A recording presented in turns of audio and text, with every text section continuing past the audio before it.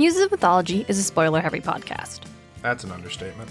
We're going to discuss not just the events of this book, but the Riordanverse as a whole, and really anything that we feel is relevant. You can find full spoiler warnings in the show notes. Small! DJ! Look how small! I know. She'll get bigger. Maybe. Maybe she'll get better. Or maybe she'll be small. What's she say? One of those forever small cats. So small. Small. Oh, kitten. Kitten, touch the mic. No! No, kitten, don't touch the mic.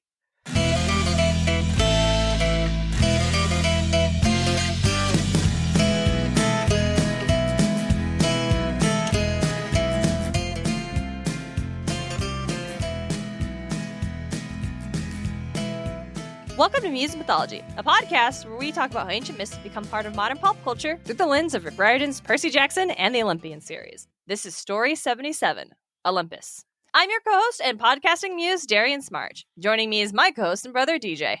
How's everybody doing today? I am the muse of... Honestly, I don't know right now. We are in heaven. We are taking a stroll. It is delightful. It's been a long journey through the Percy Jackson books and all of these facets of Greek mythology. It's been an absolute blast, though. Yeah, it really has. Before we get into all of that, let's just take a moment to reflect in the garden. All right, first, listeners, I'm talking directly to you. I mean, we always are, but just DJ's not here for a minute. It's just me. If you play Pokemon go into the show notes and go ahead and just add my friend code. Specifically, if you are... You are using your platform for unjust means, Darian. This is just finish. like when people use their Uber code to get free Ubers. Let me finish. I mean, all listeners are welcome to friend me on Pokemon Go. But specifically, if you happen to live in like the elegant or the icy or the meadow regions of Pokemon Go, I'm really trying to get all the scatterbug variants. So like that's the risk. So that's first off the top. I just needed to, since we're not going to be doing main feed episodes for a little bit after this, I just wanted to at the top. Thanks. Now back to your regularly scheduled garden programming. Hell, DJ, guess what I found? What'd you find? I found a new patron. Wow. Woo! That's awesome. Big shout out to Kelsey, our newest camp counselor patron. Thank you so much for a lot of reasons. But yes, for this context, just this. Anyway, speaking of patrons, patreon.com/Muses of Mythology. We are coming back with Musemas tomorrow. If you're listening to this episode the day it dropped, tomorrow. Tomorrow, Musemas comes out, and the first one's free. The second one is technically free. You just have to follow us on Patreon because there's a free tier now. And all the rest of them will be locked behind our Patreon, and you'll be able to listen to it for any tier you choose. And in addition to Musemas, you also get bonus episodes, bonus content, a bunch of goodies. Please come hang out with us. Yeah, check it out. See if you like it. And when you are a patron, in addition to all of the content, all of the bonus episodes we have there, extras from outtakes. There's a lot of outtakes from these last couple episodes. Let me tell you right now, things that didn't fit in these episode runs. Like, woo. You also help us with our monthly donations.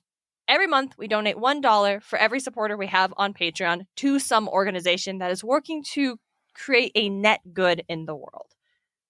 And for this month, DJ, I want to talk to you about the Mutts comic strip. Sounds familiar. It's a popular comic strip, often just about a little dog and a house cat. And I have seen these. Yeah, you've seen it. It's just a very good vibes, happy. Like oftentimes the themes are just like silly animal antics or like the love between animals and humans, the friendship of different species. The creator has often used this platform to like bring awareness to animal needs and encourage folks to adopt and give animals homes. So DJ, you're familiar with Mutts. Are you familiar with the character of Guard Dog? I see the comics, but I don't know anything about them. Right? I'll read them like, oh, cute, and then kind of move on. So Guard Dog is, I promise I have a point. Guard Dog is a character who is a guard dog.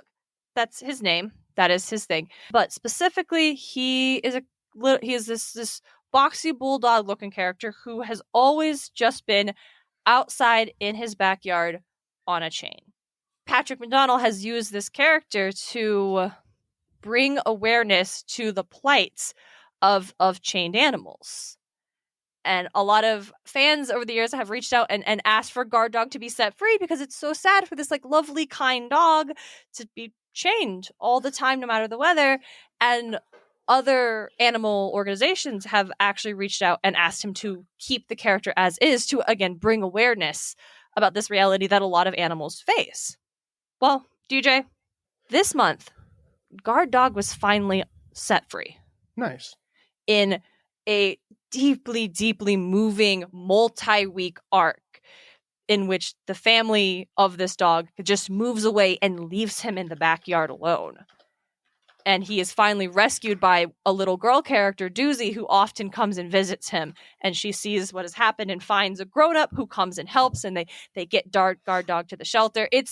I cried so much reading this. So it's so sweet.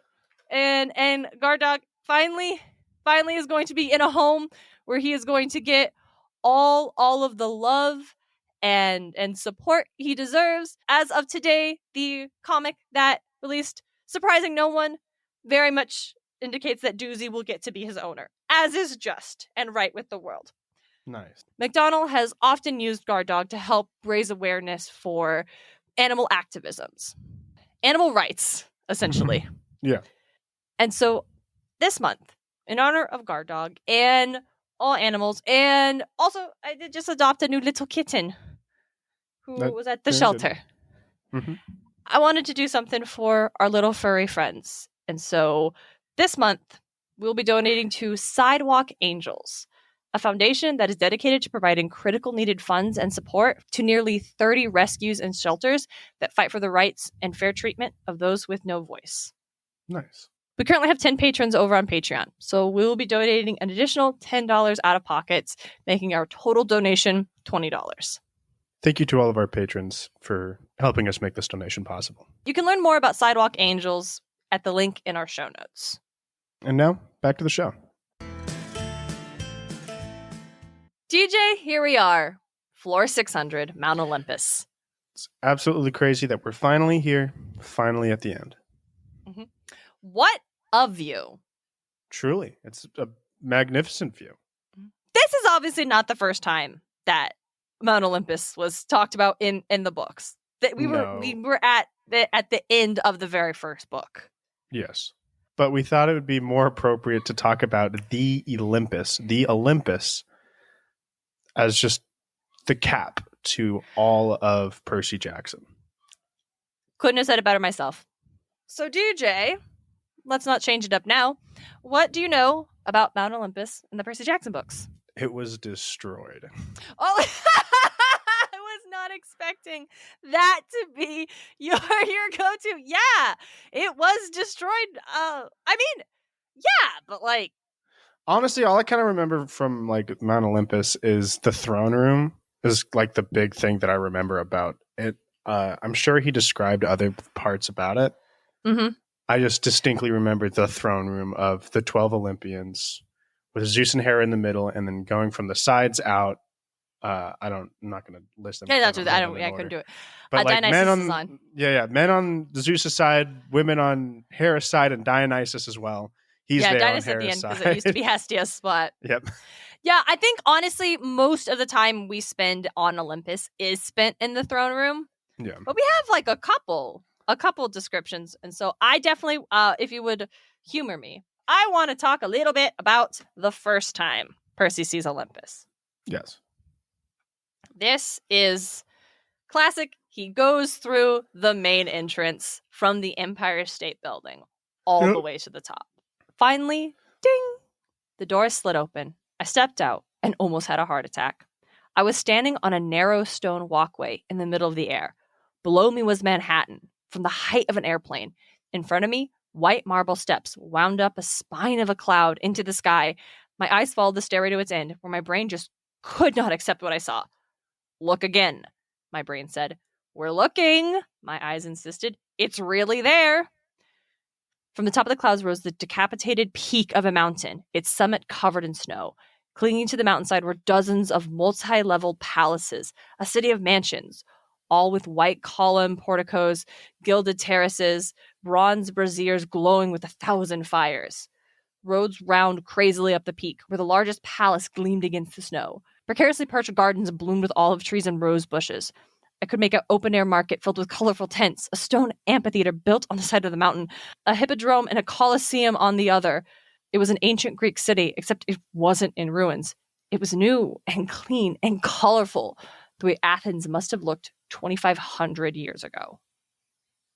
I really love that it's just like a mountain. Like, it is a mountain.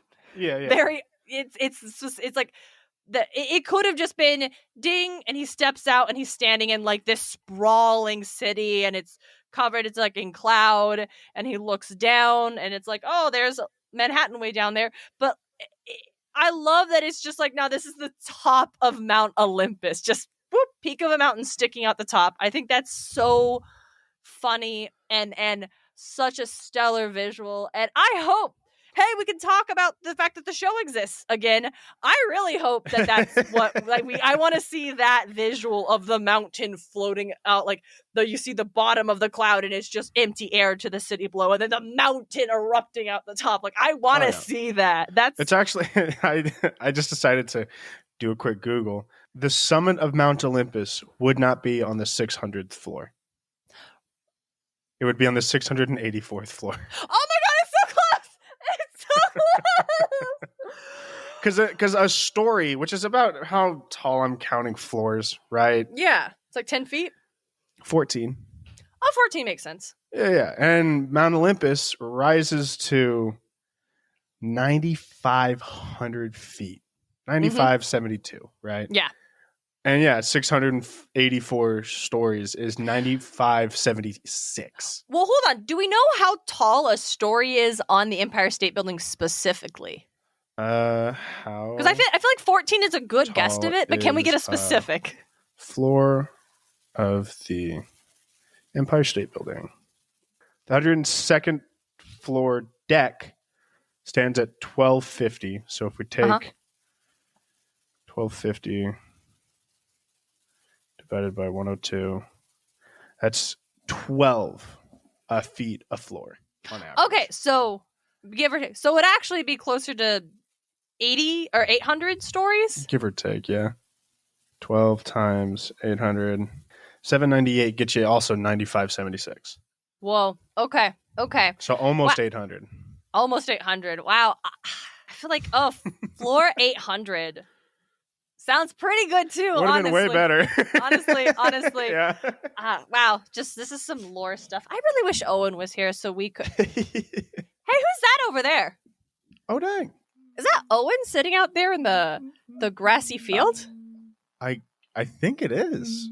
Owen! Owen! Oh, hi guys! Hi! Hello! Hi, Owen! Hey, Owen. We're good. What are you doing up here? I was just, watching the Pegasus fly around. Have you ever wondered what the collective noun for Pegasus are? Because, like, Pegasi, right? No, because so like you could get a herd, no. or you could get the flock. Oh, you mean that? Yeah, but like, is there a different word? Like, obvious ones are herd and flock. Like, it's a flirt or a hawk. I hate both of those. No, but you like a clouder of cats or a murder of crows. Exactly. Do we go boring and just do four-legged mammal or bird, or do we go fancy and like a rainbow of Pegasus? I don't know. Who's to say? I think Owen's to say actually is what I was about to do. I feel like of those Owen might be the one to know. Actually, I was of those who are A, answering the question, and B, I think qualified enough to make that decision for the collective. I would nominate Owen, honestly. So a rainbow of Pegasi, you said, Owen? No, that doesn't feel right for these Pegasi. They're not. They're just kind of horses, but horses are herds. I like a cascade of Pegasi. Ooh, that's just. I was thinking of that's fun. A cloud of pegasi. Cloud is good. There. Cloud is also good. A storm of pegasi. No, that's too. No. That just feels a bit too. Yeah, that's the word. Yeah, aggressive. We need something of. Well, we're just gonna leave you to it, Owen. I'm gonna formally just put Cascade in there as my final. And I personally like Cloud, but I'm to be clear, if I had to pick a side, picking DJs. Oh, no, that's fair. I also really like Cloud. I bet what we could do? We could ask the listeners. To, when they're listening to this, go on Instagram and respond to our story. I bet we could do a poll and we can get people to offer their suggestions. And then maybe they could go over to a future episode of Through the Mist and find out more. Who knows? Absolutely. Who knows? Who's to say? Who's to say? We'll figure out down the road, I guess. I haven't worked out what I'm recording this month. Well, you're welcome. We gotta go. Good luck with that. Maybe you should think about that in the Pegasus Violin. Bye. Where were we? DJ, okay, actually here, so we're talking, floor 800, but floor 600. Yeah. What do you think about the Empire State Building being the thing where the gods are at? Well, he couldn't choose the Twin Towers now, could he? Oh, well, no. No. But also, I would say, mayhaps, that What's the tallest mountain in the Appalachian Mountains? It's in Appalachia. Yeah, why not? No. Well, because actually, here's the point. I was thinking about the idea of where Olympus is at, where all this stuff comes over, right? The idea of the light of Western civilization and the Greek gods follow wherever is the most powerful point of this concept of Western civilization. Yeah. And why would their seat of power be the Empire State Building and not over Washington, D.C.? They still got to be high up. It gotta be, just need a building, just need a really cool. Is it because our protagonist lives in New York is just a way better vibe? Yeah, than Washington, D.C. Yeah. Probably. A mix of all of these. And come on, as a kid, the Empire State Building was fucking cool. I think that's also it. It's when you are a kid, it is the idea of New York City is so magical, and the Empire State Building is just so cool. Even though I will confess, I've often confused the Chrysler Building for the Empire State Building because top just looks cooler. I haven't. Yeah, solely because I know the differences between the tops. See, for a long time I see the Chrysler Building, and for the longest time I didn't know the name of it. But I'm like, that's not the Empire State. Not it. It's too curved. Good for you, DJ. I'm proud of you. So yeah, I think this one is it's not mapped onto the world building of this concept of Greek mythology and these ancient stories are mapped onto. But wow, it works for the narrative. It just feels right for vibes. Yeah, it feels 100%. Magical. And listen, standing on top of the Empire State Building is still pretty cool. It's cold as fuck up there. Oh, it was in March, but it's so 1,200 feet in the air, Darren. It was fun. Oh, shout out to last March when I got to go to New York and just a gaggle of the Percy Jackson podcasters all went to the Empire State Building together in our Camp Half-Blood shirts. That's probably one of my favorite memories of my entire life. It was a lot of fun. Oh, so good. I love it. I love them all so much. I'm so glad that we're friends with them. What a wonderful experience this has brought us. Mm-hmm. The floor going through the front door on the Empire State Building is not the only way to get to Olympus. Really? Percy gets there on I almost said flapjack, excuse me. On blackjack, yeah. That's right, he does. Yeah, I guess it would make sense, but not really. I guess if you know what to look out for, it makes sense, right? Mm-hmm. I mean, you can stumble into Valhalla, That's right, yeah. If you jump a wall in Boston, you stumble into Valhalla. I think they mentioned that. That's true. That's so funny. Oh my god, I'm so excited to talk about the Magnus Chase books. We're gonna have such a fun time. So they pull a Belafonte and get up that way, which historically has not worked for heroes, but This guy's special. He's a special little guy. He's Rick's favorite little boy. No, it is. I think maybe Artemis just gave him a heads up that that's how the demigods would be arriving. Yeah, certainly. I do like how Percy acknowledges that, like, this time, like, it's different, and this time, if possible, Olympus amazed me even more. The early morning darkness, torches and fires made the mountainside palaces glow 20 different colors, from blood red to indigo. Apparently, no one ever slept on Olympus. The twisting streets were full of demigods and nature spirits and minor godlings bustling about, riding chariots or sedan chairs carried by cyclops. Winter didn't seem to exist here. I caught scent of the gardens in full bloom, jasmine and roses, and even sweeter things I couldn't name. Music drifted up from many windows, the soft sounds of lyres and reed pipes. Nice. Just a sweet little city. Just a sweet, quaint little town. A quaint little town. Yeah, sure. Just do we think it's small? Or do we think it's like how? Here's the thing. It's probably akin to Athens, right? Athens, Sparta. Like Athens circa ancient period. Yeah. Big cities in terms of ancient Greece, but like a quaint little town here in America. Well, let's say population of ancient Athens. 10,000 people. Probably 140,000 people. Yeah. So yeah, like that's less than the people here in Boise. Quite a bit. Yeah. But I think in the Treasure Valley we have, last I looked, 750,000 people. Of Boise, Idaho. As of the 2020 census, there are 235,000 people. Okay. So half. Which makes it seem a lot bigger now when you compare it to the city where we live, which is not a big city, but still. Yeah. It's a good amount you of could people. take a Boise and put it on Olympus, and there it is. Yeah. Hey, Rick says there are demigods. What fucking demigods get to live on Mount Olympus? Hercules? He's a god now. And actually, he lives on that island? I think technically speaking, it's the demigod in the sense that they were demigods, but now they were given godhood or like whatever. I think that only happened to Hercules. It's happened other times then. Let's go. In all of the stories and everything we've done. All the stories we got, but what about the stories we don't? That's true, dude. That's true. I think by demigod, I think maybe was the word we were looking for minor god? Well, he said minor god. Did he? Oh, he said minor god. That's right. And I read it out loud and I forgot. Yeah. I don't know, man. I'm perplexed. Yeah. Only thing I can think is that essentially, like other demigods were managed to achieve godhood in some way, or they're not gods anymore. This is the Isle of the Blessed. This is the Isle. It is. I want to know, like, if you survive your time at Camp Half-Blood, can you apply to rent an apartment on Olympus? Dude, like, that'd be so funny.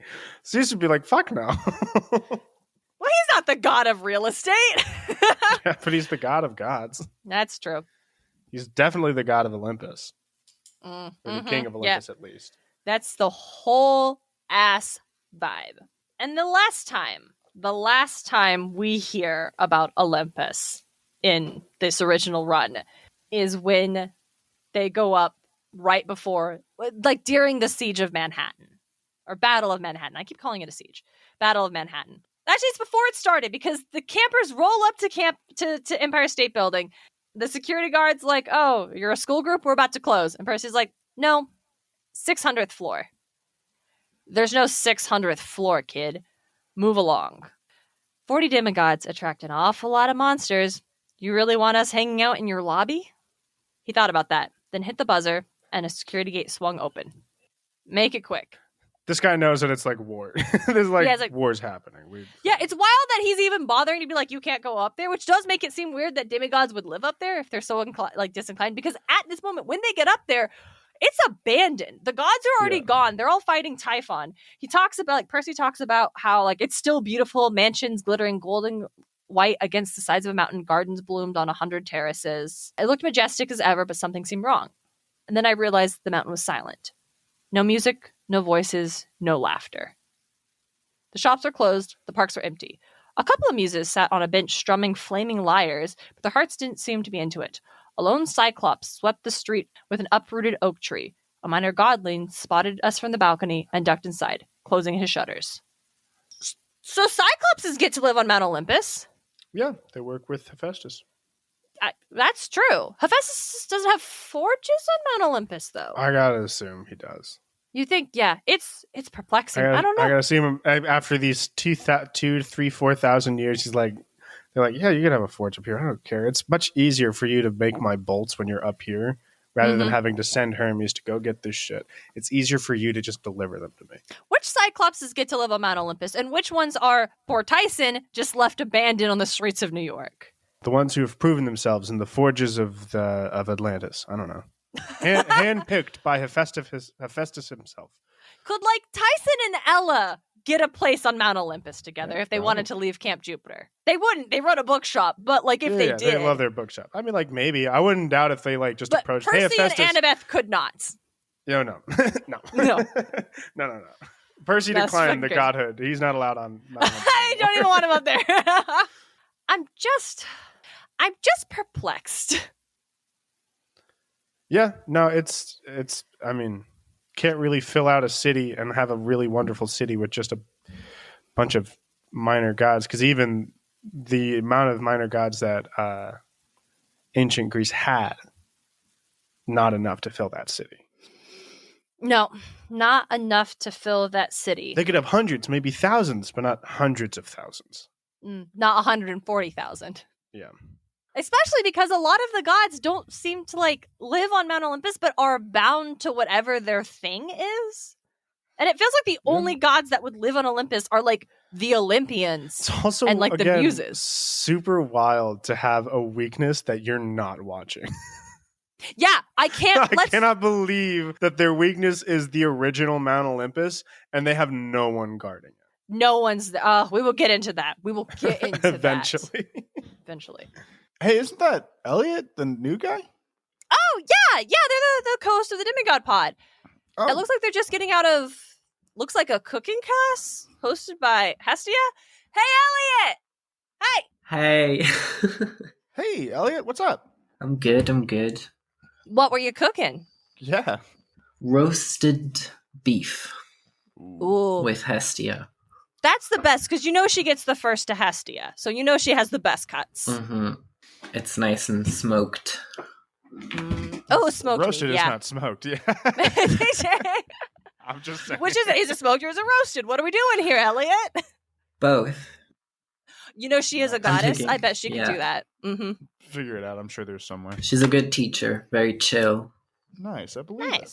So we're just moseying through Olympus, reflecting on the journey Percy goes through in these books. Do you got anything you've thought about in this regarding the series? Anything that really stuck out to you as unexplored? Yes. Medusa, as a businesswoman, has to have a lot of different types of statues. And one of the types of statues that I found with my other co-host was that she seems to really like garden gnomes to attract people. And it's written that at the entrance, as advertised, were 2 cement garden gnomes, ugly bearded little runts, smiling and waving as if they were about to get their picture taken. Oh. Ooh. So we were thinking, since we know that we're turned to stone, does that mean that Medusa actively goes and tries to trap people with dwarfisms into stone so that then she can doll them up into little gnomes? Yeah, it's the smiling waving is excellent foreshadowing for about to get their picture taken. So you get something's not normal, which is great. But it is very specific where it's not. She obviously just didn't get these wholesale from a website to sell. This is obviously her own custom product. Does she go to Renaissance fairs and find folks with dwarfism who are all decked out? I would just figure she found actual dwarves, because we know they're canonically in this universe. No, I mean, it seems like a very niche reference to in his first ever book to something that happens way later on with a whole different series. Absolutely. That's compelling. Also, okay, so you also prosed that maybe they weren't dressed up as the gnomes beforehand. Yeah. Do we think she adds clothes to them and then can she turn the clothing to stone, or is she like adding like raw cement and then sculpting around? Like, where's her talents actually? Dude, With my I like to co-host, we imagine- did talk about that. That maybe she was sculpting the beards and stuff and all of that. Because she keeps talking about how they need to be smiling. Mm-hmm. How the smile is the best part. So maybe she hasn't really been nurturing that talent of hers as a sculptor. Mm-hmm. Mm-hmm. Like to imagine that, like these, like say the little people did show up, right? And they're like, "Oh wow, this place is crazy." And then Medusa comes around, and is like, "You guys want to take a picture?" Like, "Oh sure, sounds great." You guys want to play a little dress up, and pulls out gnome shit, and they're just like, "Hey, lady, that's kind of super offensive." Yeah, right. They're like, I think we're gonna leave. Actually, she's like, "Oh, yep, nope. Okay, I got it. I'm not gonna do that one again." Oh, you guys don't have to play dress up. It's so. She's like, I'll just learn how to sculpt. It's so interesting. I'll fix it in post. I'll Yeah. fix it. The editing. She'll have bring up herself. What? Don't worry about it. It's reflecting on her saying like, "Oh, the smile is the best part." It's so sad because it's like she wouldn't have seen a smile for such a long time because no one smiles at her. Mhm. So that's a little too deep. All right. Hey, Elliot, thank you so much for bringing us this mysterious garden gnome conundrum. Yeah, we appreciate it. You're welcome. It smells like the next class is starting, so we should let you get back to it. Yes, we're doing vegetables now. Oh, you gotta have a good side. You gotta have a good side. I bet Nice. Demeter helps with that. Oh I bet she prepares. Yeah. Doesn't You have a she wonderful love day. cereal? Grains are important too. All right. Bye, Elliot. Bye. All right, DJ, do you want to talk about the real Mount Olympus for a second? The real Mount Olympus is a real ass mountain that's got a very tricky summit. It's a real. So I thought that would be fun. Let's do real like Mount Olympus geology. And I found an article about a person who's like works like is like Greek and they lived in the US for a long time. And the article from the Greek Reporter was essentially about, hey, a lot of people think Mount Olympus is made up like Atlantis and don't know it's a real ass mountain. Now, Mount Olympus is real. That Yes. place is real. It Mhm. exists. Mhm. It is in Greece. It is how tall is it, DJ? One more time. 9,572 feet. Big mountain. Big mountain. Obviously not the biggest mountain. People summit it all the time, and apparently the last stretch is tricky. Only reason I know that is because when I was searching up the height of it, people were like, "Yeah, it's this bit, and the last bit is tricky." I'm like, "Oh, that's funny. Whatever." I'll never summit it because I'm not the hiking type. Nah. I don't need to do that. Yeah, it's so the concept of like, oh, there is like a mountain that we call Mount Olympus, but it was perhaps likely not the only quote Mount Olympus in the ancient world. There's evidence that suggests like there probably anywhere that there was an impressive mountain, the folks who lived in the area was like, that's where the gods are at. That one up there. That one's big and tall. That's where they live. The origin of the name is unknown. It potentially might mean something related to Purefoot, which is like something that would be related to Hesiod's description of the earth as like a footstool for holding up the heavens. Some have also speculated that it just means mountain. So then for everyone who likes to do like, oh, desert, now you have mountain. Of Maybe. course you do. Yeah, maybe. Maybe it was also a word that was a conjugate of a description of people who lived there once upon a time. DJ, you mentioned that you could summon it. It's got tricky climb. It's a tricky climb. That it is. It wasn't climbed until 1913 is when the summit was finally reached by Swiss Frederick Boisanis and Daniel Badbovi, aided by the hunter course of it wild was a goats. Swiss, dude. Yeah, by a hunter of wild goats from Litocuro, Christos Kakalos, were the first to reach Greece's highest summit. Kakalos had like a ton of experience climbing Olympus. He'd like done it a bunch of times, but had not reached the summit yet until he did it with these Swiss dudes. Nice. And so I wanted to know, I was like looking like, well, but there was a mountain. Was it really was that the first time it was fully climbed to the top? And we'll like never know, right? We won't ever know if anyone in the Your ancient tone past. is telling me that somebody might have. Oh, like maybe. Like my tone okay. is mostly me saying like maybe there is a group who love like youths who just really like climbing shit, and they're like, let's get to the top of this mountain and keep going. And I'm sure maybe it went really poorly for most of them, but maybe someone got to the top. Just didn't make it down. Yeah, we don't know. But we do I have. wouldn't doubt that if most people who thought about the stories as well, because at the time they believed these stories. Yeah. And we're like, if I get up there, they're just gonna kill me. Also true. I did wonder, like, what did...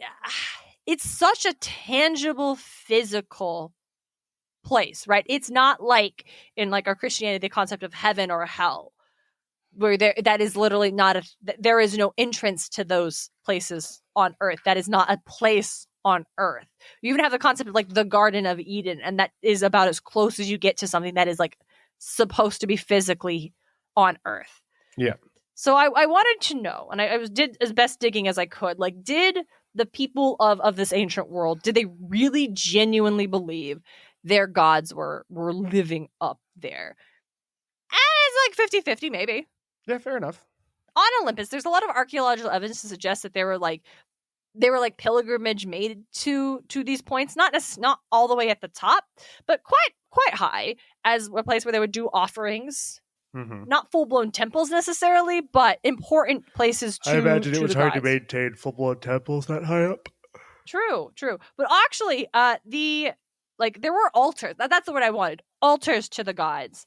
Mm. And people who go up there would find the remains of, like, last year's ashes still up there, which led to the belief that, like, no wind or weather touched Olympus. That's just not true, though. That's just not true, though, but that was a belief. It's more likely that they viewed Mount Olympus as symbolic. Like, yes, they live on that mountain, but more the concept of at the top of the mountain is the heavens. Yeah. Like, their gods live essentially among the stars in a place that is separate from the mortal world and mortal troubles, and Mount Olympus is a tangible representation of a fantastic height. So the idea that like you don't climb to the top of it; it's dangerous. If you did, you didn't. Back then, no equipment, no real good equipment. If they did, it was shoddy at best. Yeah, right.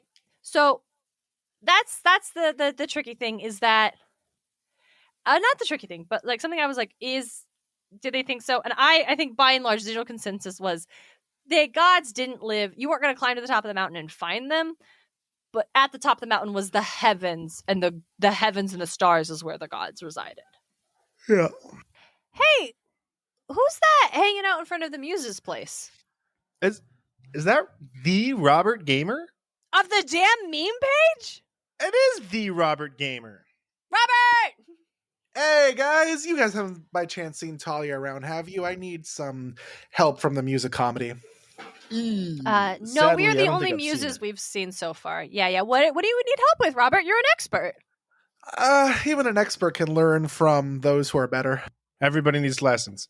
Everyone needs lessons. But while I'm here, hey guys, what's up? Been a while. How goes it? Yeah, hot second. Last time we had you, we were trekking through the underworld, and here we are on Olympus. We were. You have any updates on Cerberus? He's my favorite. He's still a good boy. He's still a good boy. Still has Robert- 3 heads? All 3 of them. Yep. Sometimes 100, but usually just 3. Only 100 when it's a little too trippy. Oh no, Robert! I didn't get to dig into this before. Why you like Cerberus so much? Is it just because he's a good boy? Well, I mean, it's because he's the bestest boy. Cerberus is, of course, as we all remember, I believe he's the guardian of the underworld, is he not? Yes. That he is. He's very good at his job.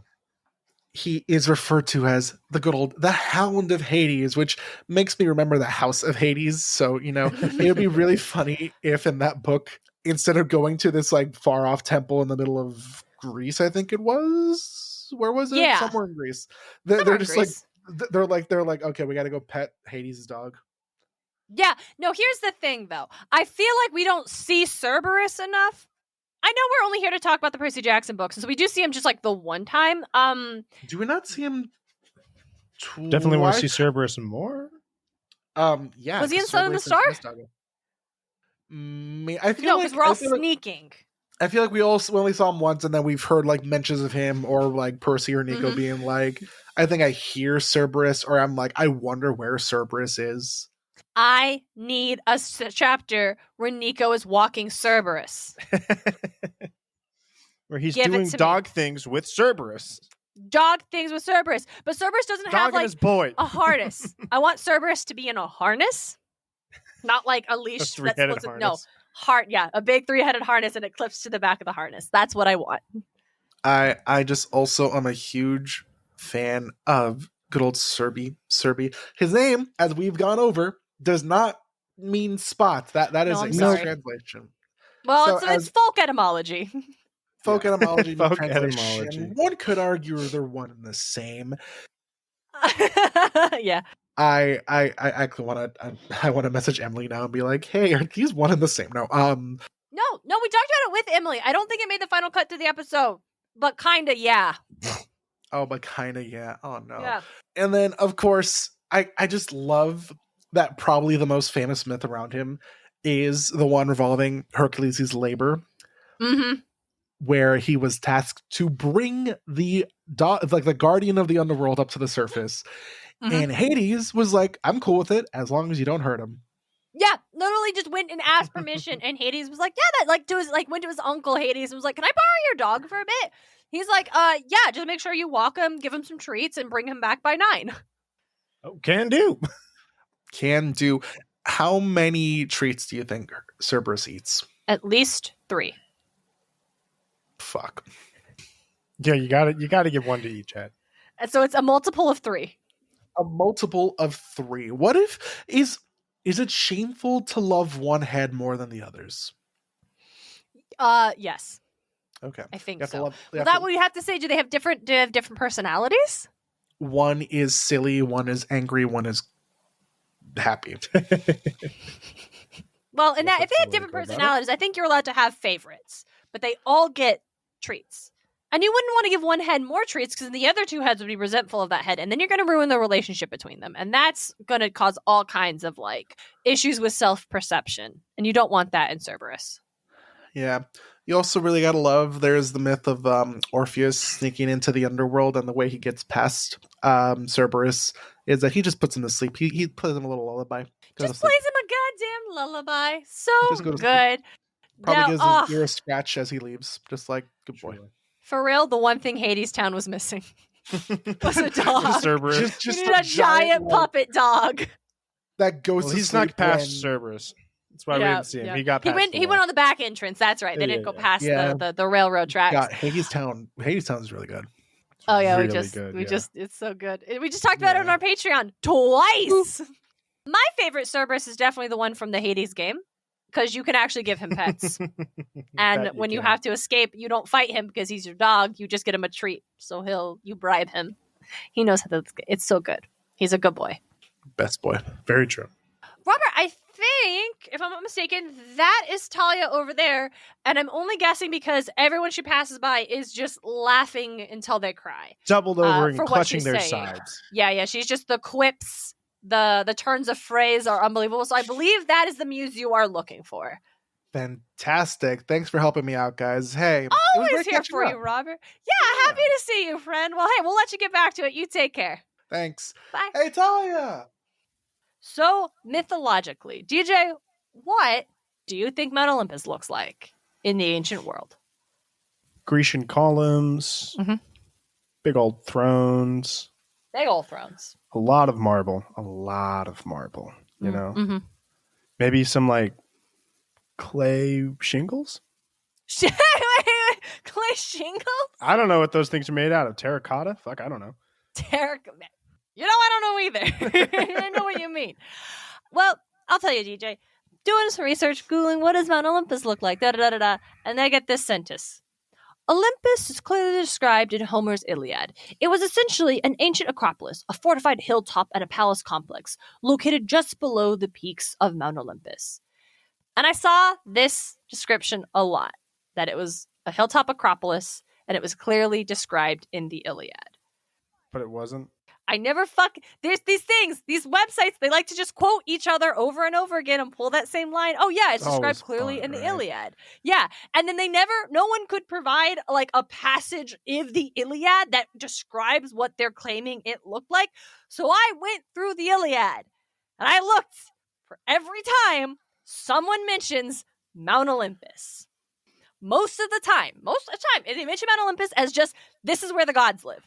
Up on Mount Olympus. The gods look down on us from Mount Olympus. Seated upon Mount Olympus. So I don't know what discussing it as just a term used for the gods live here. Some facts. We know the gods, the Olympians, are seated on golden thrones. Thetis says when Achilles prompts her to go to Olympus, she says, I shall go to Olympus where the snow lies deep.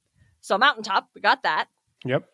And she finds Zeus, quote, sitting upon the highest peak among the many ridges of Mount Olympus.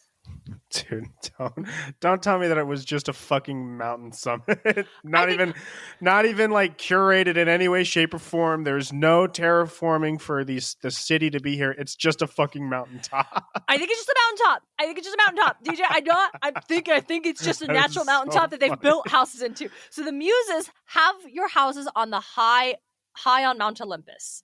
Zeus called the gods to an assembly on the topmost peak of rocky Mount Olympus. That's funny. When Ares is on the battlefield watching the Battle of Troy and the chaos, the other gods were sitting far away in their own splendid homes, which were built among the gulfs and folds of Mount Olympus. DJ, I think you're right. There is no terraforming. This is just anywhere you can put a house, they put a house. But I'm not sure about these gardens. Flat spot paths. over there. Let's get it. Let's get it. Kind of like slanted. We'll build around it. I don't know. Mm-hmm. Zeus's palace was described as being paved in all bronze. I don't think it was a city. Like, I don't think it was a city. I think it was just a collection. I think it was at best a neighborhood. Like, it built into the foothills, I think is what it is. There's not a supermarket here. It's just the houses, wherever you could put a house.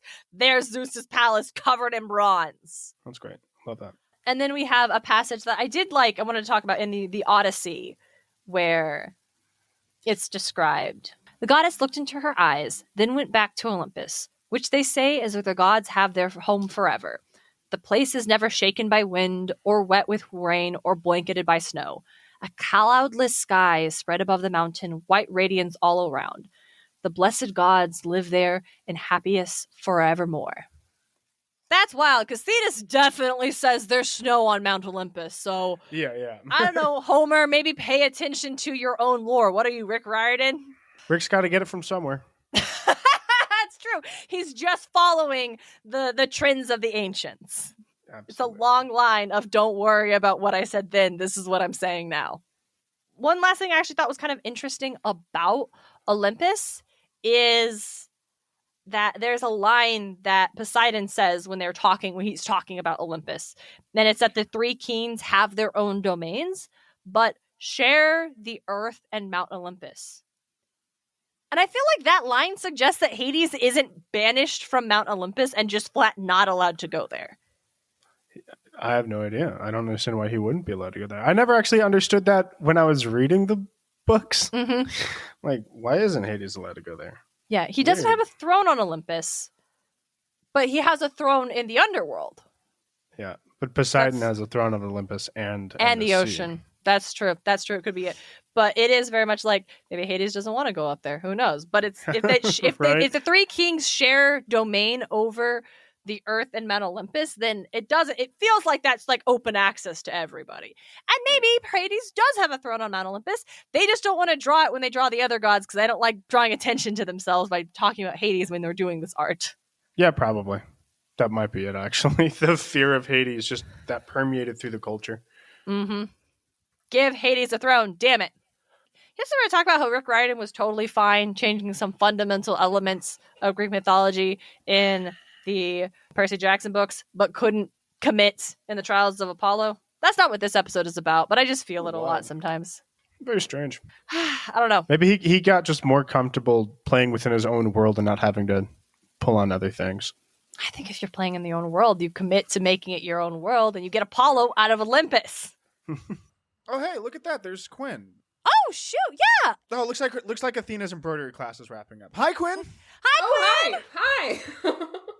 How's it going? Oh, good. Athena is telling me not to like stab myself in the finger with a needle. It's really That fun. sounds Oh, quite good. important when it comes I to think Solid that's lesson. solid lesson. I bet the color of blood really would interfere with your embroidery design.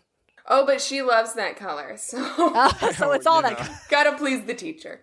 Awesome. Yeah, true. Well, Quinn, we were just checking out Olympus and going over like our favorite things from the books and the stories and stuff. Since you're here, what things do you like about all of this Greek nonsense? Well, you gotta love the villains. Like, I feel Percy Jackson is nothing without people to fight or monsters to fight. And the one that stands out in my mind the most is Procrustes. I just love him so much. classic He's trope. only in one chapter, or well, he's only in one, I don't know, where Half are we a in chapter? This? Yeah, a book. He's in one book. One book. Yeah. Barely, but he just makes a lasting impact in my brain. Every time I pass a mattress store, I'm just like, oh, God. I hope It is- no. God, I hope I'm 6.5 feet tall. I can never go in. That's why you got to order a Casper mattress online. This is not sponsored, but Casper. But we could be. Casper, give us please. a call. Purple, give us a call. We will not. We're not loyal. We're not loyal to anybody. I don't care. If you ever have to do mattress commercials, you have to do it in the character of Procrustes. Absolutely. If you send me a mattress, you better believe I'm just on your side 100%. I think for me, the biggest lasting impact of Procrustes is how often I will scream about the fact that Percy remembers the Procrustes myth when he just can't seem to remember more commonly known Greek things when it's So convenient to funny. the plot. Truly. Like he pulls Procrustes out of his ass at 12, and yet Yeah. we'll just forget Who other knows things. about Procrustes? I feel like I remember because Procrustes is also a son of Poseidon in certain myths, so I feel like maybe Percy was just like, oh, maybe I'll meet my brother one day, not realizing his brother's like in the myth a cannibal. So Yeah. maybe you Or don't want to meet Chiron your brother. taught that one specifically. The thing I remember most about that scene is literally Percy putting him on the table, like, how about a little off the top and just beheading him? That's So just the badass. most Percy is So cool. Everyone wants to be metal. like, oh, I want to see Dark Percy. I want to see Dark Percy. We have Dark Percy. He's been here all along. He's been here all. It's He been Dark surfaces every Percy now all and again. along. He Sometimes he every really now and again, surfaces, but he's never truly gone. no. No. Well, Quinn, it looks like another embroidery course is Oh, starting up, so we boy. won't keep you. I'm so excited to see what you create. Your work is always stunning. Better than Athena's even. Oh, we gotta go bye! Don't you dare! So, like we mentioned earlier, the myth of Bellerophon, which suggests that there was a belief that the gods did have their home on top of Mount Olympus, and it could be reached by mortals, provided they were on the back of a flying horse.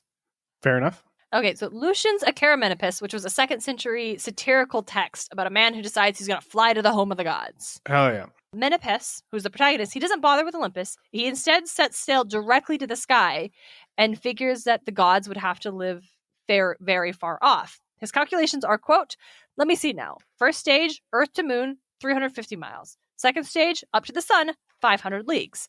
Then the third, to the actual heaven and Zeus' citadel, might put a day's journey for an eagle in light marching order. So the thing about all of this is that there's really not much for... I will compare Olympus to Icarus, where there's Not like much one for it? thing, and there's not much for it. There's the one thing, it's where the gods live, and then we just take a lot of artistic inspiration from it, about it, regarding it, and it gets mentioned a lot because we, It's when you're Olympus. placing the setting, it's Mount Olympus. It's where the gods live. But Yeah.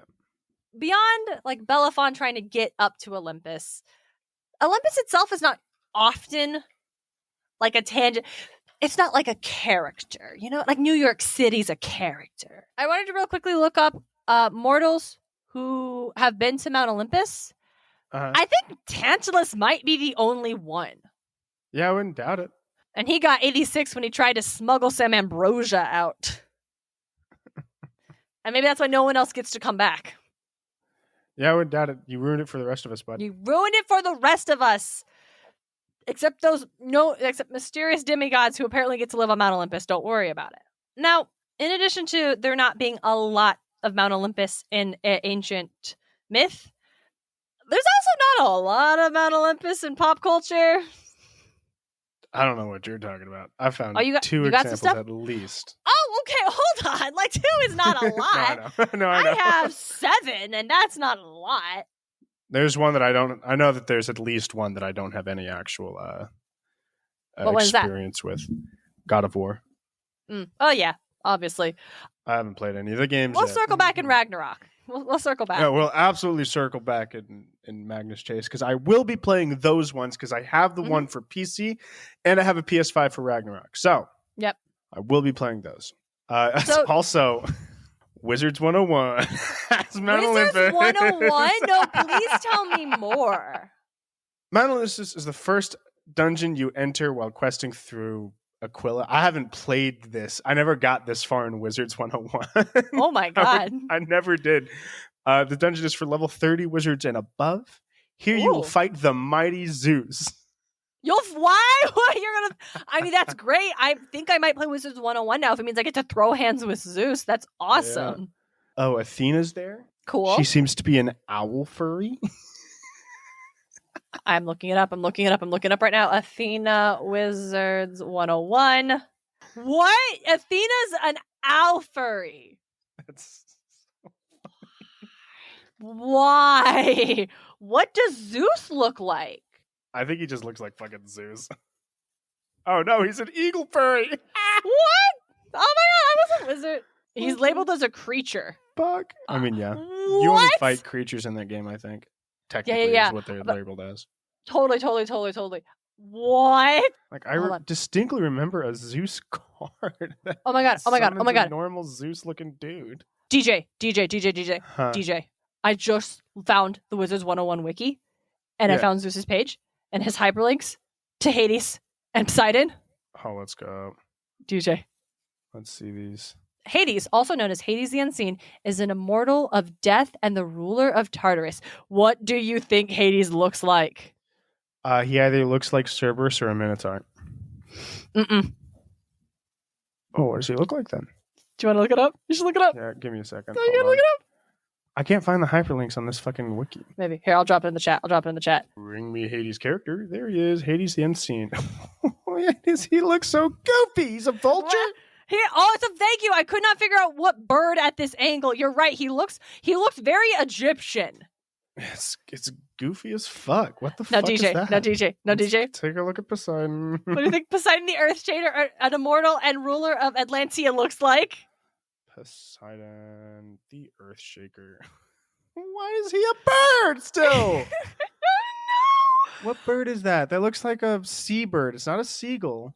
No, it's some sort of herring. Now the race on the thing says eagle, but on Hades the race says immortal, and Zeus's entry has no race listed. So obviously it's a fan made think wiki. But on this one, it's eagle. it's eagle. Look, it's a point. Yeah, there's definitely some bird of prey. And then DJ, the last one, Hercules. God, it's so dumb. And he looks like Hercules from DuckTales. Of course he does. What? He looks great.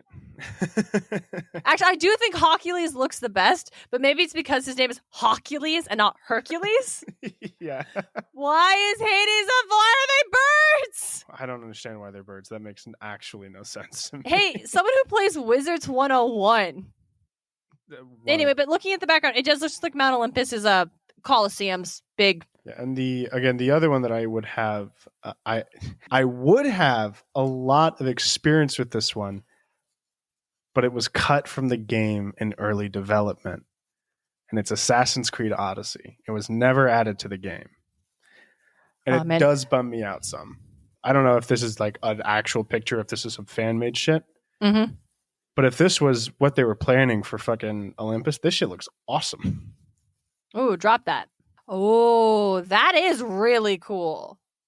Yeah, just Yeah, a like, city it would've carved been into a mountain, and the city itself cool. gets higher and higher with the palace at the very top. Like, Yeah, I wonder that'd why been they would take that dope. out. I don't know. It's Probably 'cause they Assassin's couldn't Creed Odyssey. they couldn't figure out how to work it into some side quest, I guess. I don't fucking know. This is I weird. mean, I guess that You makes had the sense. labyrinth and the Minotaur, and then you had DLC of the Underworld. Well, fuck you.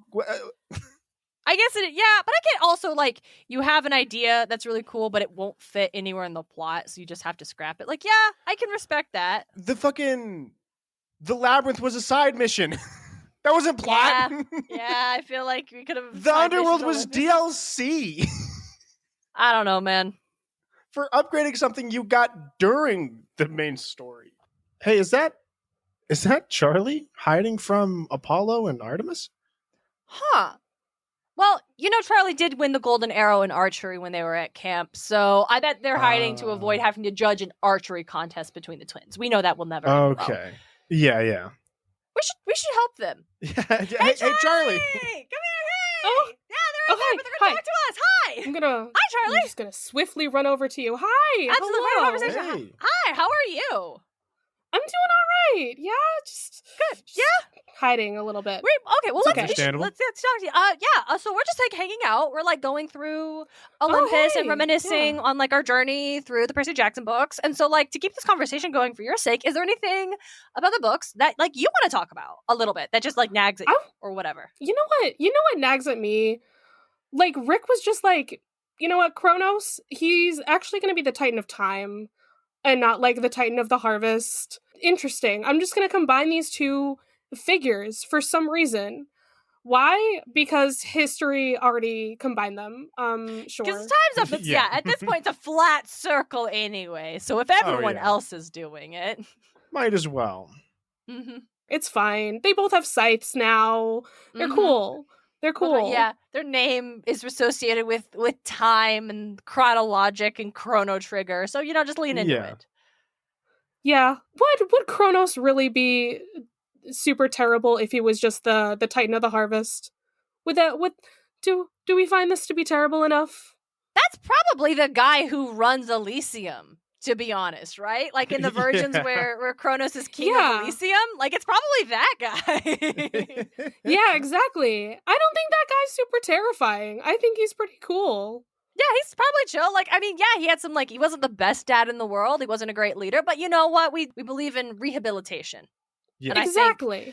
But if you're a time titan, you're a little bit more, I feel like, difficult to be so malleable as the harvest.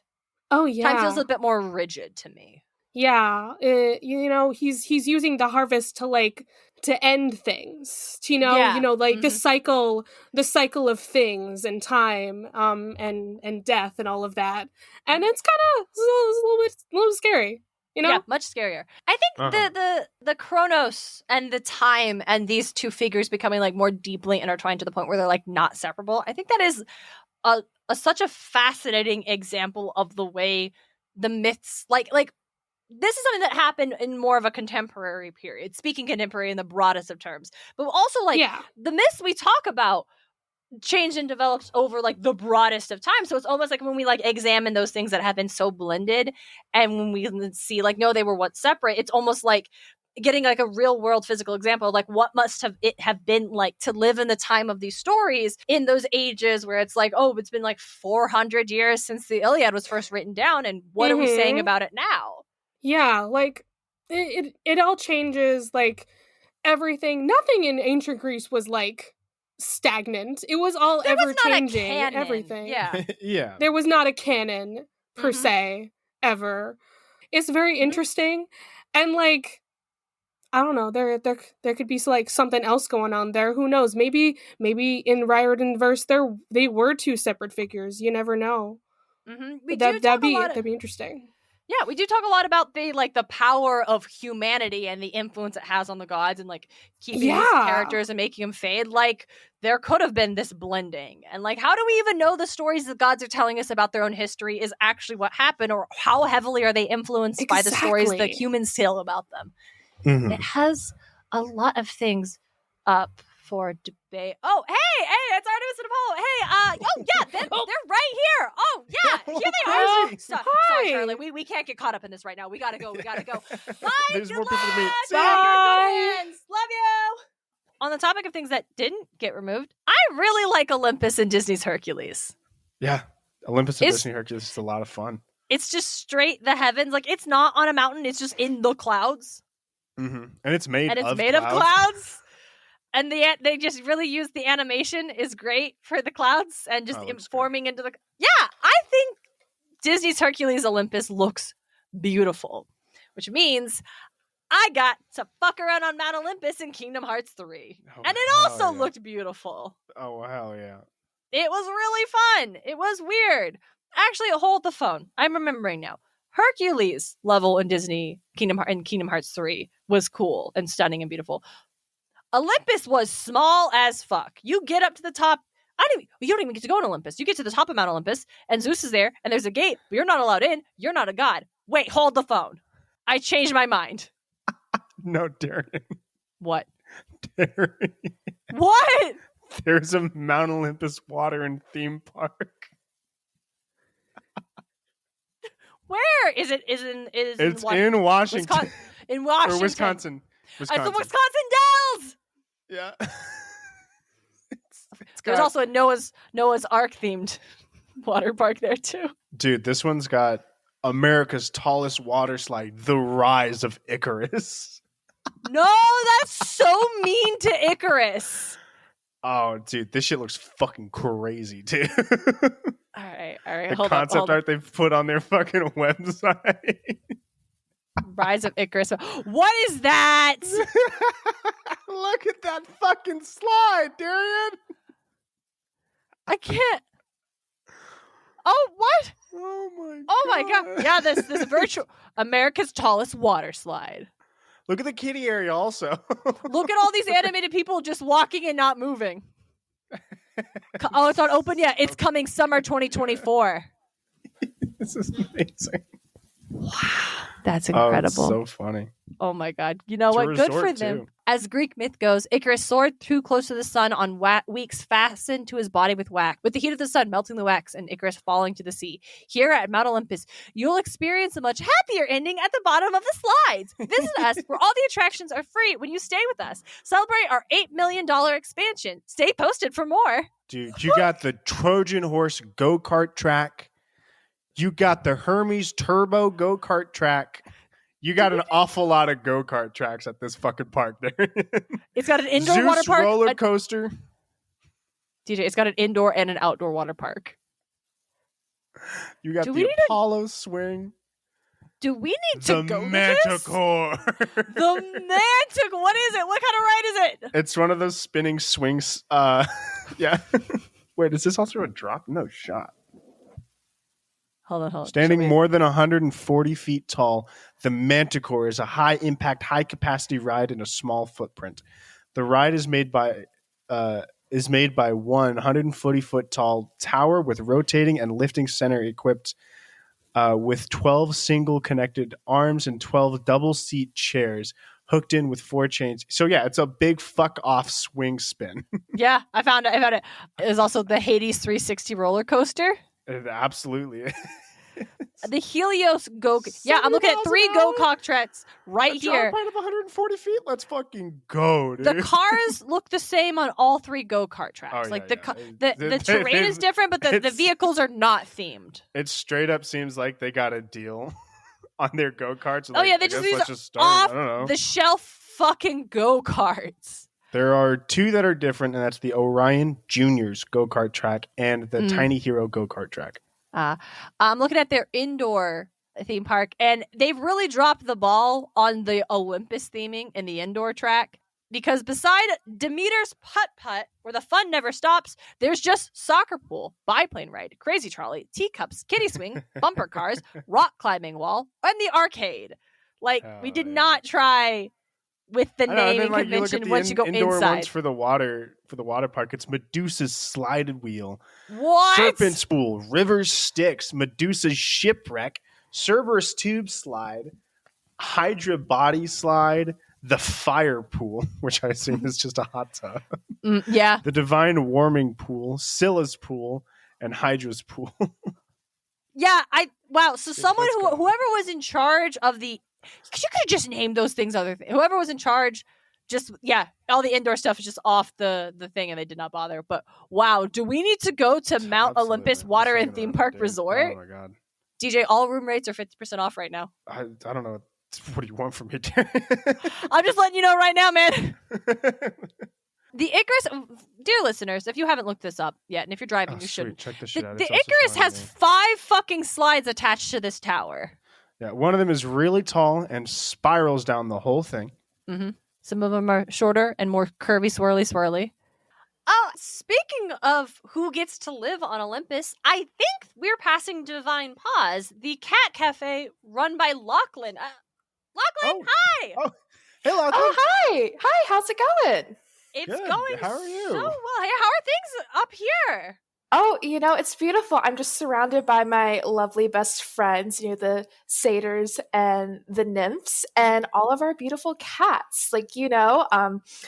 Anytime there's a cat in need throughout anywhere in the world, we hear their little mews and little cries, and we call them up.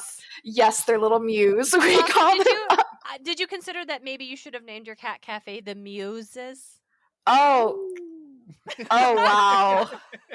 Oh wow. I'm going to have to bring this up to the table at our next little board meeting of our nonprofit. Oh. Yes. Oh.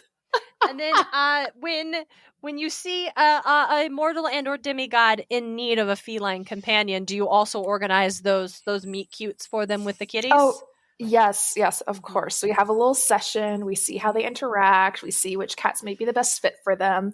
Usually we like to have the demigods write an essay just to make sure they really, really care about this. Yes, they're dealing with school. Yes, they're fighting monsters. But cats are the priority here. Above all else, cats. You are truly doing the God's work, Lachlan, and we thank you for it.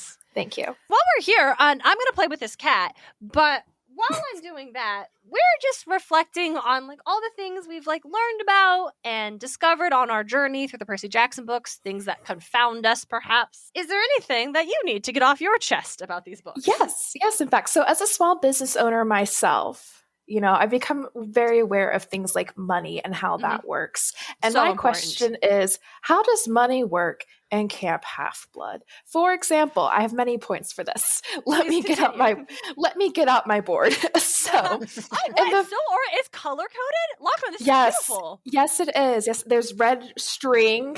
Look a little like Charlie Day from Always Sunny, honestly, but keep going. Yes.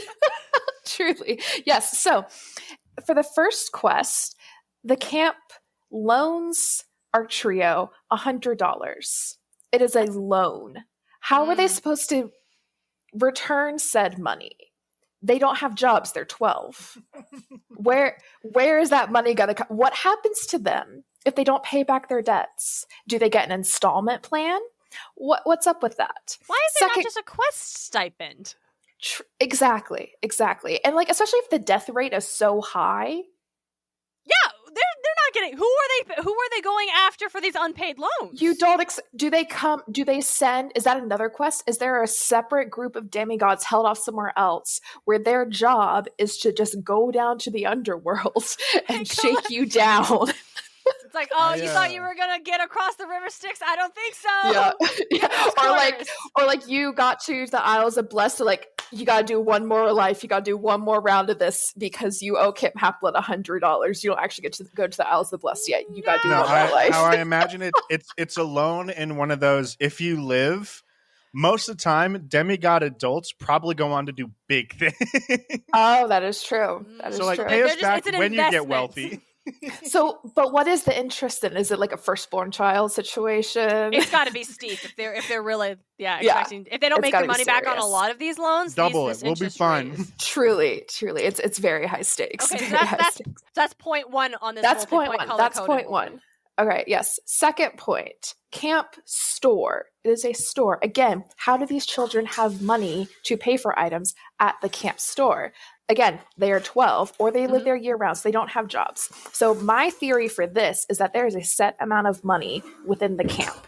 And every month or so, the Stoll brothers break into the camp store, collect all the funds, and then redistribute them back around the camp.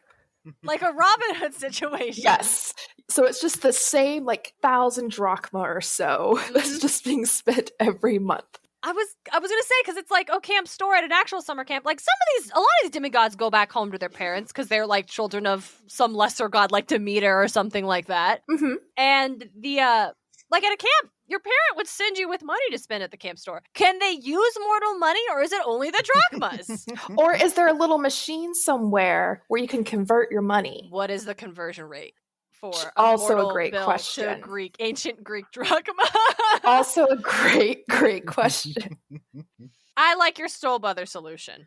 Thank you. Then my third point I want to bring up at this time is we have the strawberry fields. They say that's how they get their money, is by selling the strawberries to the restaurants. I want to know specifically which restaurants they have a hookup with so that they can then buy everything they need to. Because again, conversion rate. What is the conversion rate? If they're selling to, we're thinking, human mortal restaurants, how much do they have to do to then be able to pay? Because I would hope that they would pay all of the employees of the camp. You have to buy all the food. You have to get all the armor and all the materials to make said armor and everything These orange else. T-shirts don't grow on trees. The orange T-shirts. Yeah, but the strawberries do. There you go. Not on trees, but in bushes. You know, are the harpies we know getting that the paid? strawberries are the exports of this group. Or do they just get paid and the children they get to eat? Like, are there enough campers that stick around too late that that's enough for them? Like, they're good. Yeah, Probably. it's Lachlan, Yes. no, you have deeply perplexed me. So my solution for this conundrum is that there's a secret chain of Greek or Roman, or is that allowed? Is that allowed to say? Oh yeah, that's fine. We are a spoiler-heavy podcast. Excellent. Yeah. So there are secret mythological restaurant chains throughout New York City, and that is their hookups. Therefore, you don't have to worry about the conversion rates or anything. They just charge an insanely high price. That would make sense, honestly. You gotta assume that some of these high-end Manhattan restaurants are owned by some demigod, right? Yes. Or monsters, Or monsters. That's true. That's true.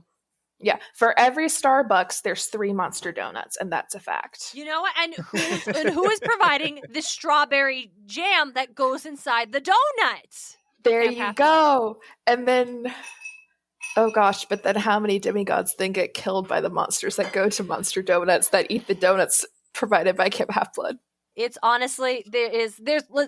It's a tragedy, truly. There's no ethical consumption under capitalism. It always comes back to capitalism. Which is why the Muses Cat Cafe is a nonprofit. Exactly. And I do agree we do need to rebrand. I will be bringing this up with the team at our next meeting. We'll all be holding our own cats, maybe 2 cats, maybe 3, if you have enough arms. Lachlan, we'll let you get back to it. We know you're a very busy businesswoman up here on Mount Olympus. Yes. There's always a line of minor gods and other mythological folks who want to come pet a kitty. Truly. We have baked goods, we have drinks, we have cats. Come on down anytime you like. Lachlan, are you getting the strawberries from Camp Half-Blood for the patisserie? I can neither confirm nor deny. No, that's fair. All right. Thank you so much, Lachlan. We will let you get back to that. You take care. I'm just going to give this kitty one last little scritch. And actually, maybe she comes up with me. Okay. Her name is Edelyn. Goodbye. Bye. See ya. All right. I want to talk about Fantasia in the Pastoral Symphony. We get a look of Fantasia. Or we get a look of Mount Olympus. Nice. It's cute. There's not a lot of time, not a lot of details, but it's nice. In the Disney sphere as well, places that we don't go but get a kind of a glimpse of, Disney's Descendants, the Disney Channel original movie series about the children of villains. There is a map of the kingdom of Riordan, which is the kingdom they're all located in, and Mount Olympus appears on that map. Oh, hell yeah. So that's fun. And you'd be like, what are you going to do with the fact that they were also gods? And they're like, well, we're just going to decide that Hades is our main character's dad, actually. Just the illegitimate son of Hades and Maleficent. our protagonist Mal, and you're just like, Disney greenlit this? That's awesome. That's great. Yeah. Fuck yeah. I'm trying to think of other things that I've seen Mount Olympus in. I'm sure I have. Yeah, I was looking up and I was trying to dig a lot, and I saw Thor: Love and Thunder mentioned, and I was like, oh yeah, there's that massive god city. That's not called Mount Olympus. It's called Omnipotent City. So God, it's like so dumb. So if we're just putting where gods live as an Olympus, sure. There's a But lot. if I say Asgard, you say no. Yeah, of course. I think it has to be where gods live, also physical location in the world. Does it have to be that? Representation, a representative of a physical location in the world? Because what's the difference between Mount Olympus and a Christian heaven? Houses, I think. Houses. Houses, I decided. Well, I don't know. Whatever describes as to what heaven looks like. Yeah, we never like Christian teaches. You say house of God, but that's a metaphor. No one has Well, the house said of God God is sits the on temple. a golden. That's a house doesn't of sit on God. Yeah. But it's like you'll enter like heaven, right? And that's right. It's a temple. There's no thing that says, and then Jesus went to speak with God at his bronze-plated abode. Like that's not a thing. That's it's. So I think it's specific to Mount Olympus. Is it has to be? They have houses here. Like physically, this is where they live. Yeah. Yeah, DJ, I can think of one more Mount Olympus that you are very familiar with. Huh. Lower Olympus. Oh yeah. See, it's like a New York-esque. Yeah, what's the difference between Mount Olympus and the underworld except for the color scheme? New York and Boston. I know him for a fact. We have listeners who have been to both New York and Boston. Can you confirm this? Is Boston the underworld? I just think it's funny to, I don't know, just compare the underworld to cities. Just pit metropolises against each other. Yeah, that too. Olympus has no pawn shops. We know that in Lower Olympus. Zeus wouldn't allow them. Yeah, He Zeus thinks he's too good enough. Mm-hmm. He's too good for them. Yep. Do you think all the gods live on Mount Olympus? I don't think Artemis has a house on Mount Olympus. No, I don't. I think there are probably plots for all the gods on Mount Olympus, but I don't think they all relax there. Yeah. I don't think they all choose. Like, I think Hephaestus doesn't live there. no, Hephaestus lives in his forge. Yeah, Poseidon lives in the ocean. Yep. Artemis lives on the hunt. Mm-hmm. Apollo lives there. I wouldn't doubt if Apollo lives there. 100%. Yeah. He, Aphrodite definitely lives there. Yeah, Aphrodite is a bougie bitch. Mm-hmm. Ares doesn't. He lives on the battlefield. Yeah, that's true. Just in the encampments on a battlefield. He doesn't. Yep. Does he have a house that he never uses, or just a plot of land he never did anything with? Arguably, again, I think they all have a plot set aside that they probably just put a house on. It's like, here's my house, and did a house in their style or whatever. I like that. Pissed off. Like the cabin. Are the cabins of Camp Half-Blood designed after the houses of the gods on Olympus? No, they're just cabins. How are the cabins? Who designed the cabins? No, let's talk about this for just a hot second. We know the cabins have unique designs, right? They do, yeah. And we know that Zeus's is a Grecian temple, isn't it? Yeah. What the fuck? I would also, it's just a Grecian temple. It's fucking wild. And were they all? But Demeter's has like Hermes just looks like a cabin. Yeah, I was about to say Hermes is literally just a normal ass cabin, if I remember correctly. Yeah. And Demeter's has a bunch of growth and stuff around it, but it's not really described as looking like a temple. It's like a cabin that was grown out of a tree. I think the big three got special stuff. Yeah. Or at least the big three of that time, right? I say big three as Zeus, Hera, Poseidon, because because Hera has one until the very end.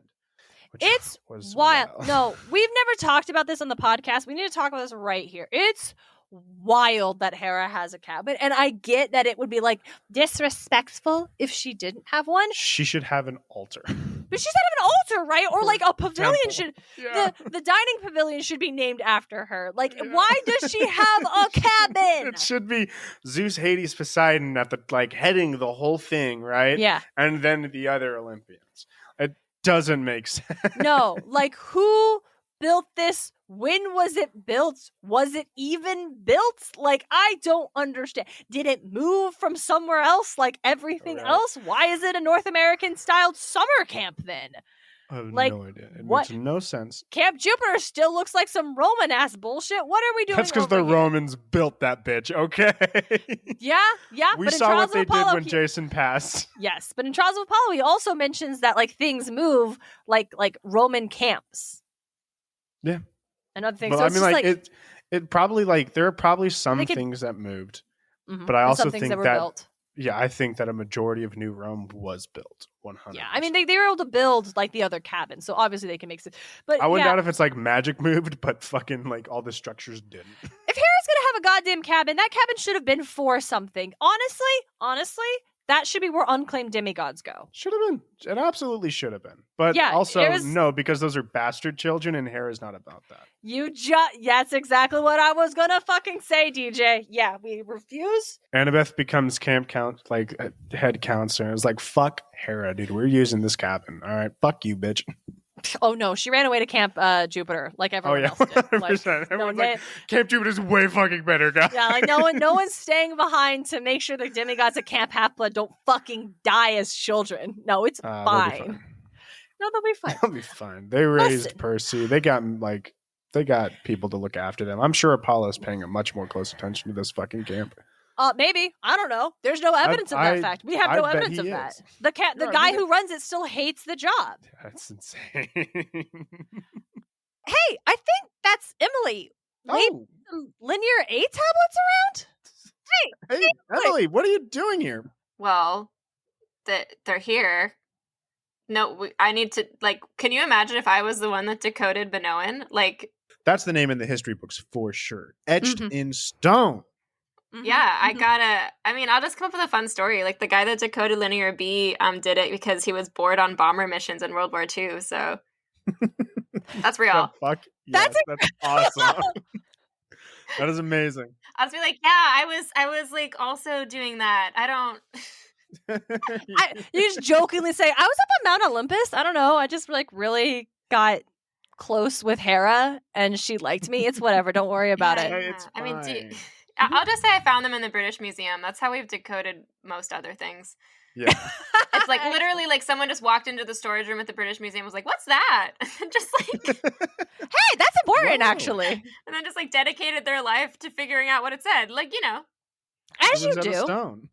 Hey, Emily, since you're here, we're kind of just talking about Mount Olympus and how much fun we've had talking about all the Percy Jackson stories. What's something that's really stuck out to you that you will really want to reflect on a little bit? Or rant about.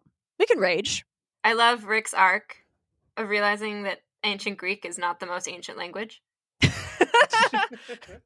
Expound. See the tablets in front of me right here, linear. Mhm. linear. We first see a glimpse of it in Sea of Monsters when, because in Lightning Thief, at one point, Percy hears Kronos talking, and he says, "Oh man, it's like ancient Greek but older." And I'm like, okay. It's a little goofy to Like say that Egyptian? when What are you there is- talking about? when there's truly, like, we know that there were civilizations before Greece. Yeah, like in Greece. I'm like, is that like what it's supposed to be? It's like it's ancient Greece, but it's older than that to acknowledge that there is older. I Like, want to know. but, like, how name you it. can- I want to know how you can determine the age of a language just by hearing it when you don't even know the language you're basing it off of. Percy doesn't know how to speak Greek. Well, Yes, does he? Wait, We No, go he back to doesn't. read it. He can read it, but that's in in the movies. It jumbles the letters in his mind to make him be able to read it. That doesn't mean he can read it. I can't Yeah. believe it. Here we are at the end of season 5, and you are breaking our goddamn cardinal rule. No, it's crazy. It's like the strikes are over, and you don't even care anymore. Emily, would you like? Sorry, we interrupted. Emily, tell us no, more I was about gonna this language. say, I like to think that Percy is like me with ancient Greek, and that I look at it, and it sounds like really pretentious, but I genuinely forget sometimes that other people don't know how to read Greek letters. It's so cool. You're so cool. No, like it's bad though, because I'll just be like reading a sign and be like, "Oh my god, that's what that says," and like people will be like, "What the fuck are you talking about?" Like, haha. Imagine being bilingual. Couldn't be me. I'm not bilingual. That's the thing. It's like I can't You are? read. I can't sit down and like read ancient Greek without like a dictionary and a lot of time. But like I can read the alphabet because it's really similar to like the English alphabet is based off of the Greek one through a couple through a couple twists and turns. Yeah. So some of the letters are the same, so you just kind of forget. Yeah, I love that. And then in Sea of Monsters, right, we get Circe on her loom, and Percy says she's singing a language that sounded like Greek but older, and then he says Minoan, and I'm like, oh my god. Minoan, you did it! Yay, Rick! And then from then on there, like it becomes canon that like the Titans know Minoan, which I love. That's fun. I've never clocked that. That's so cool. Well, the Titans do Minoan because Rick did a little bit of research. We love that for him. He got some flack for that line in the first book. He's like, probably should look into this, I guess. Yeah. And then, like, at one point, Calypso in Trials of Apollo says she's speaking in ancient Colchian. What? Oh, yeah. That's cool. What? I don't know if that's a real language, but, like, good on Rick for acknowledging she's not from Greece. More of that, please. Oh, we also get, like, the Titan language isn't even a named Earth language. It's, like, rocks scraping together. He acknowledges that that's not actually Greek. Anything. It's different. It's, like... This is godly fantasy. Stuff. This is fantasy language. Mm-hmm.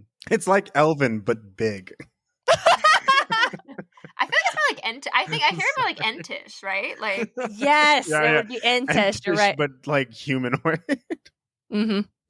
Yeah, Entish, but like you can like start and finish a sentence in a normal amount of time. Yeah, I love that for him. Mm-hmm. I would love to have a god teach me ancient languages that are dead. I just want to like know, you know. I just want to like. I'm sure you could buddy up to one of the people around there. I'm sure there's some you can take with some god or goddess. I just want to like get like Apollo or someone super drunk and be like, so Minoans were a queendom, right? Apollo would totally do it. I would almost say Dionysus, but I think he's probably too young. He might be too young for these languages. Yeah, no, I'd have to go find Calypso and be like, all right.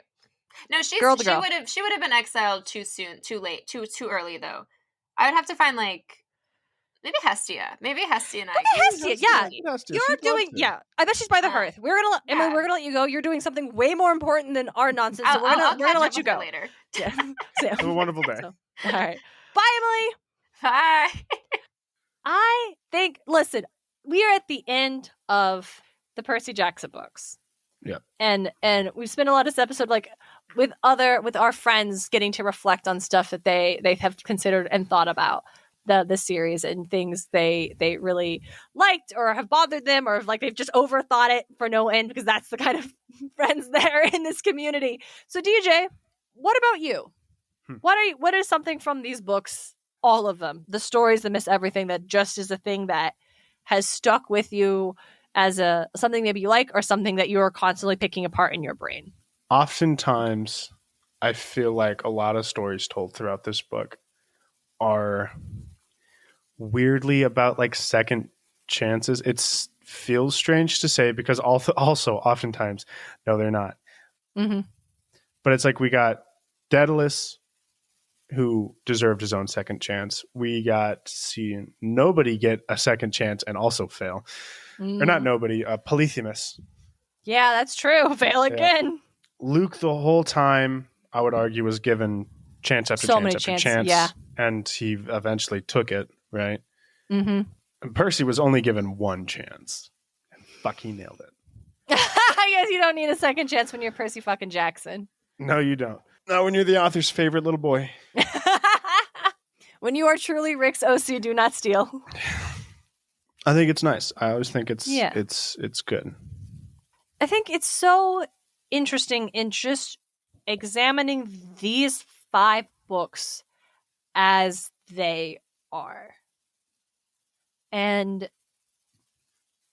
it is a little difficult for me to disconnect them from what happens next and what comes later and other things like just and that's not a bad thing. That's just like they're so intertwined. Like they were such a foundation of the other things. Like that's why it's hard to think about what happened here and not be like, well, what happens in Trials of Apollo, but what happens in all the other books? Like because it is a testament to how well this series is constructed. It is the foundation of a world that sprawls out from it in such a deeply, deeply satisfying manner that you can explore other pantheons and still feel at home in this space because of how strong this series was. And I and to the point where it all feels so deeply intentional.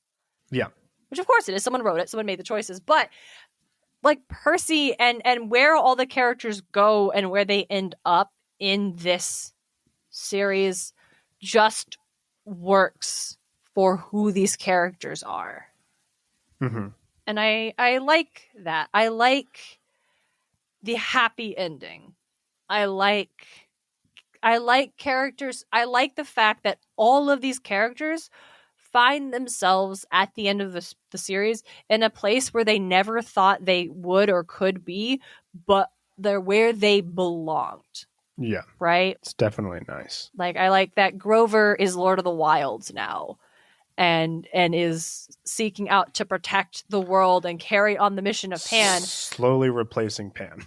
God, wouldn't that be great? Can we? I would love. Slowly Let's Grover upgrade. Grover the new god of the filling in wilds. the shoes, becoming The hooves. god of the wilds. Yep. That'd be tight. But no, like that shift, and then Annabeth having home, I think, with the people around her, which is something she lacked and tried to find, but also struggled with for so long. I like Rachel Elizabeth Dare being the next oracle of Delphi, being the prophet, being this like young woman told you were not enough for this magical world, being a piece of making sure it will always get to move forward. Yeah. I like Nico going through. Listen, I like Nico will get. The things will work out for Nico eventually. But we actually don't know how, like, oh, this is so terrible until later. So that's the thing. But at the end, like, Nico is there with Hades on Olympus with everybody. I guess he's not in camp at the end, is he? No, but he is welcome there. But he's welcome there, yes, and designs the cabin. Yeah. And Percy.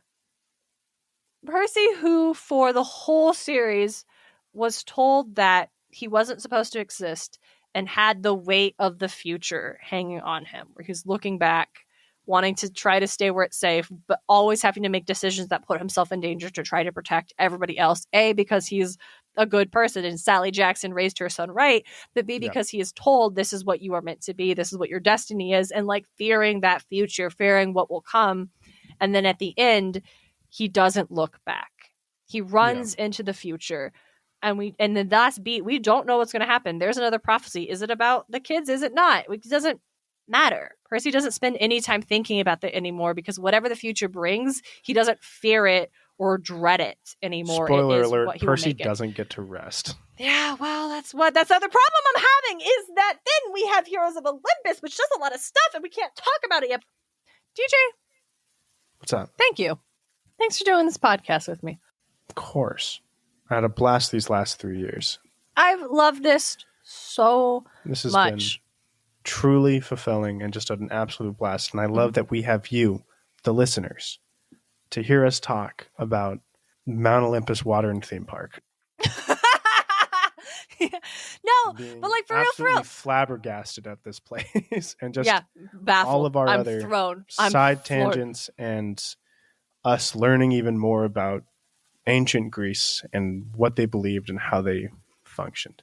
And then in learning about the stories, like identifying and learning more about the stories we tell and the stories we're familiar with, and like finding that deeper meaning and that ancient that resonance, those threads that go back so far to other friends, other siblings, other people who were sitting around and talking about these stories then. And I don't know, the fact that we still do that now and the fact that other people want to listen to it, it's cool. It's wonderful. It's remarkable. And we are so, like DJ said, so deeply grateful. We are so excited to do it with the Norse. Yeah! It's going to be an absolute, it's going to be so much fun. And we're to clarify, we're not leaving. To be there. We're not thank yous. We're not going anywhere. I mean, we're going anywhere for a bit. We're taking a break. We're doing Musemas. It's just this is tomorrow. why we rebranded to Muses. We're no longer pot of Poseidon. Okay, we're Muses of mythology, so we could spread our wings and fly. Name. So we are going into Magnus Chase and the Gods of Asgard. I recognize that a big shift from one book series and another, especially if a lot fewer folks in the fandom have read the Magnus Chase books and the Percy Jackson one, can be a big jump. They're amazing. They're super fun. They felt like such a really good return to form for Rick Riordan, even arguably more so than Chalice of the Gods. Oh. Like I when I was first reading the Magnus Chase books, I was reading like, dude, this is it. This is almost peak. And then Trials dropped. Trials is peak Riordan, honestly. Chalice is great, and so is Sun and the Star, but Trials of Apollo is peak Riordan, 100%. And one day we will cover it, but for now, I needed a brain break from Greek. It's fun, it's magical. Yep. I love it so much.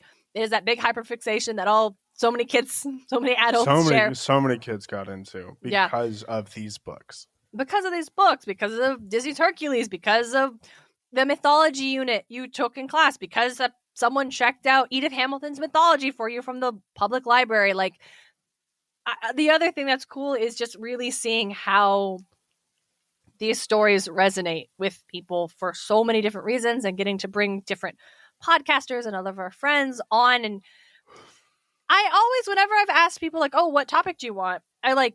There's never been a single topic that like everyone's like, oh, I want this one, and are disappointed if they don't get it. Mm-hmm. Because there are so many facets of these stories that resonate with people for so many different reasons. Like when Disbeans was like, I want to talk about these river gods, I was like, for sure, babe, let's talk about the river gods. Like, I wasn't prepared. We did the episode on Talos because Owen was like, yeah, let's do Talos. And I was like, okay, man, yeah. Like, it's wonderful. Mm-hmm. And I'm really excited to see that in the Norse ones too, and get to explore these stories that I am far less familiar with. I know it's going to be a lot of fun, and I believe, weirdly enough, I think Norse and Nordic iconography is used a lot more through video games. So I will be trying to seek them out and try to play more so I can relate to them. There's a couple that are also on my list aside from the newer God of War games. So I'm going to. And I'll try not just to talk about Marvel comics, but it's going to be real hard, gang. It's going to be real hard, gang. They do show up. They're pretty big. Listen, I really like Loki, so it's going to be pretty hard, gang. A lot of people might have gotten into Greek mythology, but a lot of the people that were in creative fields got into the Norse. You know what? That is interesting, DJ. I find that is such an interesting thesis. I think we should carry that ahead and really explore that. Like, why do we think that is? What's the deal? But we won't do so just yet. It's time for the hiatus announcement. Yep. We are going on hiatus once more. It is the end of the season. It is the end of the season. We need a break. I'm eepy. I mean, we're not getting a break. Musemus is starting again. It's over we got to get Musemus. Tomorrow, you better really get over there. You actually don't have to. Patreon.com/musicmythology. Tomorrow, the episode will actually be in this feed you're listening to right now, so don't even worry about it. But yeah, it's going to be a break. But also, I think it's going to be a little bit of shift to take a little bit of time to figure out how we're going to tackle the Magnus Chase books. It's going to be different than how we were approaching the Percy Jackson books. And I'm very excited for that. But it won't be forever. It won't even be for the literal winter season. We will be back in your ears on Tuesday, February 6th. What? We're not going to be back for our birthday month? Come on. Of course we are. And then obviously, simultaneously, if you miss us, if you really miss us, like we've said 1,000 times, Musemus starts. We're over on Patreon. We're still doing that. That's still going to be a thing that's coming out. Maybe we'll talk. Oh, that might be why we'll talk about the show. Yeah. If you cannot wait for Musemus to come out tomorrow, there's even another Musemus that we did last year that we also had a very good time with. And again, a bunch of bonus content. Yeah, like for real. Guys. We do. Like almost enough to match our main feed episodes. Enough. Almost. I think the 75th episode, Bunker 9 bonus episode, came out, and this is the 77th episode of the main feed. So there's more bonus and that's content. Not even including the Remyth episode, of which we've done at least 24, close to 30.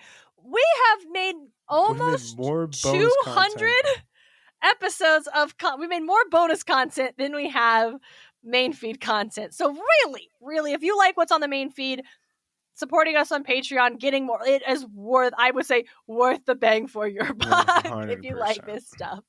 Thank you all so much for joining us, and until next time, don't be like Zeus. Don't be like Zeus. Don't be like Zeus. Don't be like Zeus. Don't be like Zeus. Don't be like Zeus. Don't be like Zeus. Don't be like Zeus. Don't be like Zeus. Muses of Mythology is created and hosted by Darren and DJ Smart. It's edited by Darren Smart. The show is produced by Darren and DJ Smart, as well as Tim O'Connor. The Crystal Con Man. Nicholas Miller. Our music is Athens Festival by Martin Hain. And our cover art is by Audrey Miller. You can find her on Instagram at Bombshell Nutshell Art. Want more Muses of Mythology? Support the show on Patreon. Just $1 gets you exclusive bonus content.